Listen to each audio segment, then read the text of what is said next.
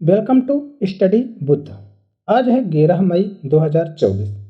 11 मई से बनने वाले सभी महत्वपूर्ण प्रश्नों पर हम डिस्कस करेंगे। साथ ही मैं प्रत्येक प्रश्न का इम्पोर्टेंट फैक्ट्स भी बताऊंगा, इसलिए आप इस वीडियो को लास्ट तक जरूर देखें और आप हमारे इस वीडियो के लिंक से इसका पीडीएफ प्राप्त कर सकते हैं।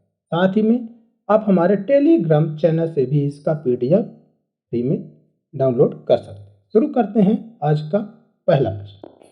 हाल ही में इंजीनियरिंग और निर्माण समूह Larsen and Toubro L&T group के नए अध्यक्ष कौन बने हैं? ऑप्शन नंबर ए है R Shankar Raman, option number B है Subramanian Sharma, option number C है संजीव नौटियाल और ऑप्शन नंबर डी है इनमें से कोई नहीं। तो इसका सही आंसर है option number A R Shankar Raman. ये कौन है? R Shankar Raman. L&T group के वर्तमान पूर्णकालिक निदेशक और CFO आर शंकर रमन को अध्यक्ष के पद पर पदोन्नत किया गया है और ऊर्जा वर्टिकल के वरिष्ठ कार्यकारी उपाध्यक्ष सुब्रमण्यन शर्मा को पूर्णकालिक निदेशक और अध्यक्ष ऊर्जा के रूप में नियुक्त किया गया है। अब देखते हैं L&T। L&T का फुल फॉर्म होता है लार्सन एंड टर्बो। क्या होता है? Larsen and turbo. इसकी फाउंडेड हुआ था 14 जून 2012 को और इसका हेडक्वार्टर है बड़ोदरा, गुजरात में। और इसके वर्तमान में अध्यक्ष कौन है? आर शंकर रमन बने। प्रश्न नंबर 2 देखते हैं। यूनाइटेड वर्ल्ड रेसलिंग ने किस भारतीय पहलवान को अस्थायी रूप से निलंबित कर दिया है? ऑप्शन नंबर ए है Sakshi Malik, option number B है Bajrang Punia, option number C है सुशील कुमार और ऑप्शन नंबर डी है रवि कुमार। इसका सही आंसर है option number B Bajrang Punia. इसे कर दिया गया है बजरंग पुनिया। ये कौन है? बजरंग पुनिया। तो यूनाइटेड वर्ल्ड रेसलिंग ने भारतीय पहलवान बजरंग पुनिया को 31 दिसंबर 2024 तक अस्थायी रूप से निलंबित कर दिया है, क्योंकि राष्ट्रीय डोपिंग रोधी एजेंसी यानी नाडा ने यूरिन का सैंपल देने से इनकार करने के लिए उन्हें सस्पेंड कर दिया था। अब देखते हैं नाडा। तो नाडा का फुल फॉर्म क्या होता है? National anti doping agency. Sorry, यहाँ पे पी आएगा। क्या है? यहाँ पे डोपिंग एजेंसी। इसका फॉर्मेशन कब हुआ था? 24 नवंबर 2005 को और इसका हेडक्वार्टर है न्यू दिल्ली में। और इसके डायरेक्टर जनरल कौन है? आशीष भार्गव है। कौन है? आशीष भार्गव। और इसके चेयरमैन कौन है? होता है मिनिस्टर ऑफ स्पोर्ट्स, यानी जो कि खेल मंत्री होता है उसका एक चेयरमैन होता है। अब इसमें आया एक टर्म आया है UWW। तो UWW का फुल फॉर्म होता है यूनाइटेड वर्ल्ड रेसलिंग। इसका फॉर्मेशन कब हुआ था? 1912 में। और इसका हेडक्वार्टर कहाँ है? लुसाने, स्विट्जरलैंड में। और इसका प्रेसिडेंट वर्तमान में कौन है? लेनार्ड लेलोविक। प्रश्न नंबर 3 देखते हैं। किस राज्य ने पिरूल लाओ पेसो पाओ अभियान शुरू किया? ऑप्शन नंबर है उत्तराखंड, ऑप्शन नंबर बी है पंजाब, ऑप्शन नंबर सी है मध्य प्रदेश और ऑप्शन नंबर डी है राजस्थान। इसका सही आंसर है ऑप्शन नंबर ए उत्तराखंड। कौन है? उत्तराखंड। तो उत्तराखंड सरकार ने जंगल की आग पर काबू पाने के लिए पिरूल लाओ पैसो पाओ अभियान शुरू किया है। यहाँ के मुख्यमंत्री पुष्कर सिंह धामी ने 8 मई 2024 को रुद्रप्रयाग जिले में अभियान का शुभारंभ किया था। यानी इन्होंने इस अभियान की शुरुआत कहाँ की थी? रुद्रप्रयाग जिले में। अब देखते हैं कि अभी तक उत्तराखंड में कौन कौन सी योजनाएं और कार्य किए गए। इसमें उत्तराखंड सरकार ने नक्षत्र सभा यानी खगोल पर्यटन अभियान की घोषणा की थी। उत्तराखंड सरकार ने फाइनेंस ईयर 2025 में 89,000 करोड़ रुपए का बजट पेश किया था और उत्तराखंड के मुख्यमंत्री ने हिमालयन बास्केट लॉन्च किया था। भारत की पहली हेलीकॉप्टर आपातकालीन सेवा भी शुरू करने वाला कौन सा राज्य है? उत्तराखंड ही है। और उत्तराखंड की विधानसभा ने सर्वसम्मति से समान नागरिक संहिता विधेयक भी पारित किया था। उत्तराखंड के मुख्यमंत्री ने नशे यानी ड्रग्स के खिलाफ धामी अभियान भी शुरू किया था। और आईएएस राधा रतूड़ी को उत्तराखंड की पहली महिला मुख्य सचिव भी नियुक्त किया गया था। और उत्तराखंड भारत का पहला जायरोकॉप्टर एयर सफारी पर्यटन शुरू करने वाला राज्य है। और उत्तराखंड ही 500 मेगावाट का सोलर पार्क बनाने वाला पहला राज्य। उत्तराखंड समान नागरिक संहिता अपनाने वाला भी पहला राज्य बन गया है। और उत्तराखंड के मुख्यमंत्री युवा महोत्सव में रोजगार प्रयाग पोर्टल भी लॉन्च किया था। और हाल ही में आईएएफ ने उत्तराखंड राज्य के जंगल की आग से निपटने के लिए बॉबी बकेट ऑपरेशन भी चलाया था। अब इसमें एक टर्म आया उत्तराखंड, तो ये है उत्तराखंड। तो उत्तराखंड के देख लेते हैं। तो उत्तराखंड की राजधानी क्या है? देहरादून, जिसका गठन 9 नवंबर 2000 को किया गया था। उत्तराखंड के मुख्यमंत्री कौन है? पुष्कर सिंह धामी हैं। और यहाँ के राज्यपाल कौन है? गुरमीत सिंह। ये होगा उत्तराखंड से संबंधित इंपॉर्टेंट फैक्ट्स। प्रश्न नंबर 4 देखते हैं। इरेडा ने किस राज्य में अपनी सहायक कंपनी की स्थापना की है? ऑप्शन नंबर ए है गुजरात, ऑप्शन नंबर बी है Jammu Kashmir, option number C है श्रीनगर और ऑप्शन नंबर डी है मध्य प्रदेश। तो इसका सही आंसर है ऑप्शन नंबर ए गुजरात। क्या है? गुजरात। तो इरेडा जो है, तो इरेडा नवीन और नवीनीकरण ऊर्जा मंत्रालय के तहत एक राज्य स्वामित्व वाली इकाई ने गिफ्ट सिटी गुजरात के भीतर अंतर्राष्ट्रीय वित्तीय सेवा केंद्र में IREDA global green energy finance IFSC limited नामक एक सहायक कंपनी का गठन किया है, जिसका उद्देश्य भारत में नवीनीकरण ऊर्जा क्षेत्र के विकास का समर्थन करने के लिए वैश्विक वित्तीय बाजारों का लाभ उठाना है। अब देखते हैं गुजरात सरकार के द्वारा किए गए कुछ कार्य। तो गुजरात सरकार ने शिक्षा रिफॉर्म, ऑनलाइन शिक्षण मंच लॉन्च किया है। और अदानी ग्रीन एनर्जी ने गुजरात में पवन ऊर्जा परियोजना का संचालन भी किया। मारुति सुजुकी के लिए भारत की पहली automobile in plant railway siding खोली है किसने? गुजरात में। और प्रधानमंत्री ने गुजरात की साबरमती में कोचरब आश्रम का उद्घाटन भी किया था। गुजरात में ही नरेंद्र मोदी ने सुदर्शन सेतु ब्रिज का उद्घाटन किया था। और अहमदाबाद में Narayan Shastri institute of technology का उद्घाटन भी गुजरात में ही किया गया था। गुजरात में ही सूरत हवाई अड्डे को अंतर्राष्ट्रीय हवाई अड्डा घोषित किया गया था।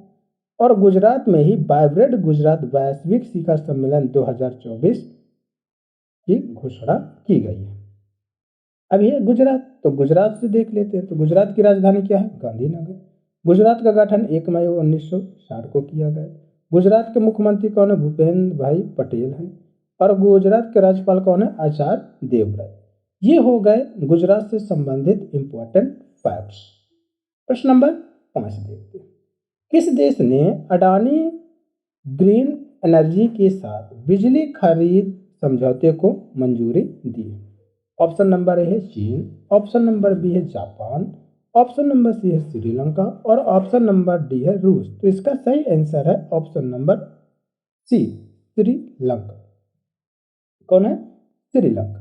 तो श्रीलंका सरकार ने मन्नार और पुनेरिन में पवन ऊर्जा स्टेशनों के विकास के लिए गौतम अडानी के नेतृत्व में अडानी ग्रीन एनर्जी के साथ समझौते को मंजूरी दे दी। श्रीलंका, तो श्रीलंका की राजधानी क्या? कोलंबो है। और श्री जयवर्धने कोट्टम, जो कि बदलती रहती है 6 में। और यहाँ श्रीलंका का राष्ट्रपति कौन है? रानिल विक्रमसिंघे। और प्रधानमंत्री कौन है? दिनेश गुणवर्धन। और यहाँ की मुद्रा क्या है श्रीलंका की? श्रीलंकाई रुपया। ये हो गए श्रीलंका से संबंधित इंपॉर्टेंट फैक्ट। प्रश्न नंबर 6 देखते हैं। हाल ही में अंतर्राष्ट्रीय अर्गानिया दिवस कब मनाया गया? ऑप्शन नंबर ए है 7 मई, ऑप्शन नंबर बी है 8 मई, ऑप्शन नंबर सी है 9 मई, ऑप्शन नंबर डी है 10 मई। तो इसका सही आंसर है ऑप्शन नंबर डी 10 मई। कब मनाया गया? 10 मई। तो हर साल 10 मई को दुनिया भर के लोग अंतर्राष्ट्रीय अर्गानिया दिवस मनाते हैं, जिसका उद्देश्य होता है इन अद्वितीय पेड़ों, उनके लाभों और उनके सामने आने वाली चुनौतियों के बारे में जागरूकता बढ़ाना। संयुक्त राष्ट्र शैक्षणिक वैज्ञानिक और सांस्कृतिक संगठन यानी यूनेस्को ने 1988 में स्थानिक उत्पादन क्षेत्र को आर्गनरी बायोस्फीयर रिजर्व के रूप में नामित किया था और आर्गन के पेड़ से संबंधित सभी जानकारियों को 2014 में यूनेस्को प्रतिनिधि सूची में भी अंकित किया गया था।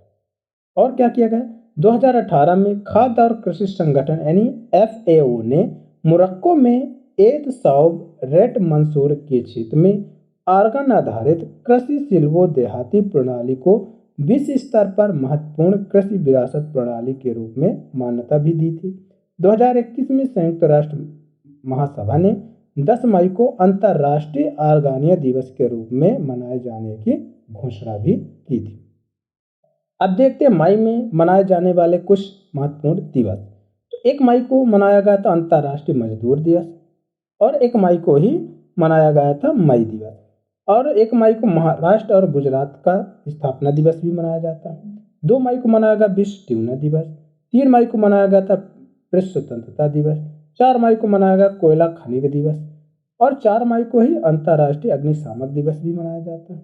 और 5 मई को मनाया गया था 5 मई को विश्व हंसी दिवस जो कि मई का पहला रविवार होता है। 6 मई को मनाया गया अंतर्राष्ट्रीय नो डाइट दिवस।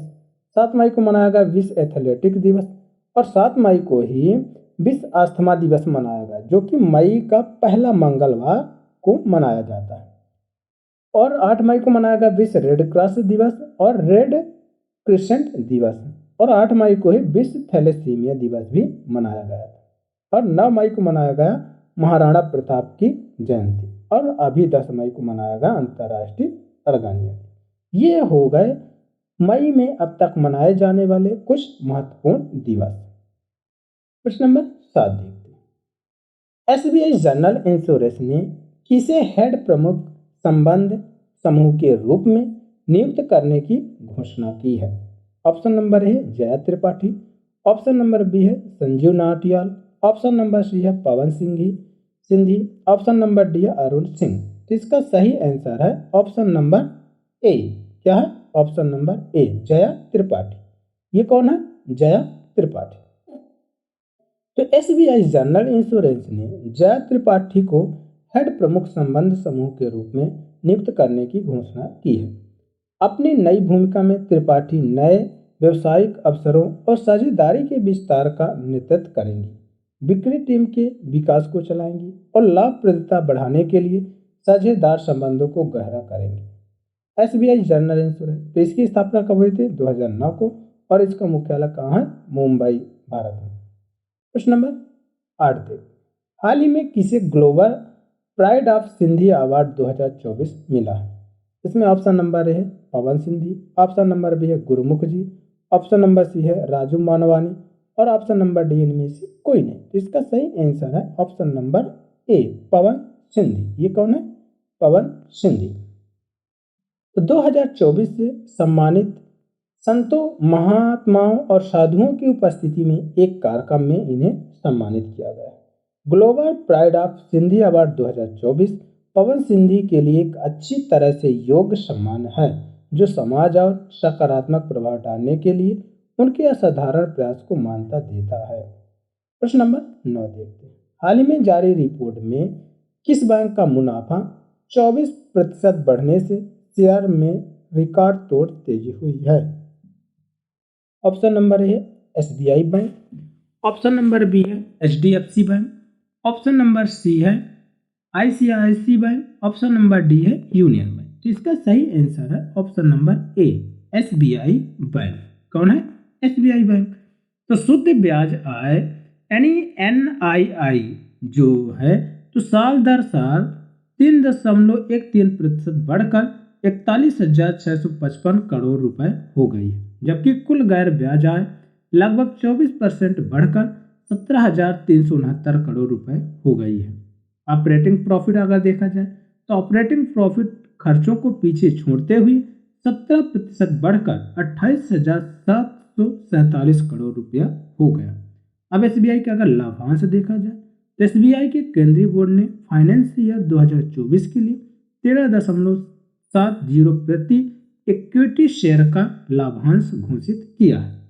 और देखा जाए बैंक का फाइनेंस ईयर 2025 जिसके लिए 14 से 16% लोन ग्रोथ और 12 से 13% डिपॉजिट ग्रोथ का अनुमान लगाया जाता है। अब आया इसमें एसबीआई। तो एसबीआई बैंक का फुल फॉर्म क्या होता है? State bank of India. इसकी स्थापना 1 जुलाई 1955 में की गई थी। इसका हेडक्वार्टर है मुंबई, महाराष्ट्र में, और इसके चेयरमैन कौन है? दिनेश कुमार खारा। ये हो गए एसबीआई से संबंधित इंपॉर्टेंट फैक्ट। प्रश्न नंबर 10 देखते हैं।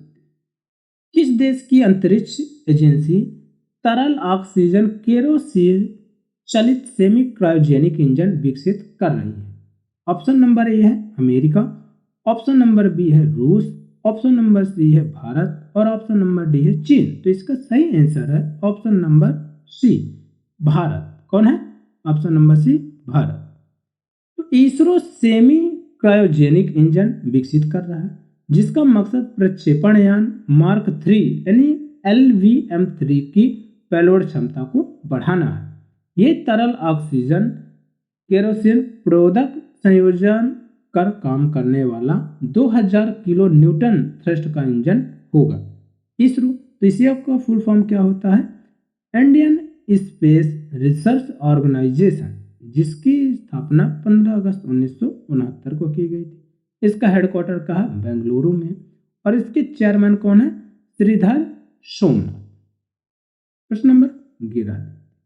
हाल ही में जारी रिपोर्ट में कौन सा देश विश्व का तीसरा सबसे अधिक सौर ऊर्जा उत्पादक बना है? ऑप्शन नंबर ए है जापान, ऑप्शन नंबर बी है भारत, ऑप्शन नंबर सी है चीन और ऑप्शन नंबर डी है नेपाल। इसका सही आंसर है ऑप्शन नंबर बी, भारत। कौन है? Option number B, Bharat. United Kingdom स्थित वैश्विक थिंक टैंक एम्बर द्वारा प्रकाशित 5वीं ग्लोबल इलेक्ट्रिसिटी रिव्यू रिपोर्ट में कहा गया है कि भारत, जो 2015 में विश्व में 9वें स्थान पर था, तो वो 2023 में जापान को पीछे छोड़कर तीसरे स्थान पर पहुंच गया। इसलिए भारत दुनिया का सबसे सस्ता सौर ऊर्जा उत्पादन करने वाला देश बन गया है, जबकि सबसे महंगी सौर ऊर्जा उत्पादन करने वाला देश कौन है? कनाडा है। 2023 में वैश्विक सौर ऊर्जा उत्पादन 2015 की तुलना में 6 गुना अधिक हो गया, जबकि भारत में इसी की अवधि के दौरान इसकी 17 गुना वृद्धि हुई है। एम्बर ग्लोबल इलेक्ट्रिसिटी रिव्यू के अनुसार 2023 में दुनिया के शीर्ष 10 सौर ऊर्जा उत्पादक देश की सूची देखते हैं कौन कौन से। तो पहले नंबर पे है कौन है? चीन है, दूसरे में है संयुक्त राज्य अमेरिका, तीसरे में आ गया अपना भारत देश। पहले किस नंबर में था? 9 में, अब किस स्थान पे आ गया? तीसरे में। चौथे में है जापान, 5वें में है जर्मनी, 6वें में है ब्राजील, 7वें नंबर पे ऑस्ट्रेलिया, 8वें नंबर पे है स्पेन, 9वें नंबर पे है इटली और 10वें नंबर पे है दक्षिण कोरिया। अगर ये देखा जाए तो भारत में तेजी से बढ़ रहा है सौर ऊर्जा का उत्पादन। ये हो गए इसके महत्वपूर्ण फैक्ट्स। प्रश्न नंबर 12 देखते हैं।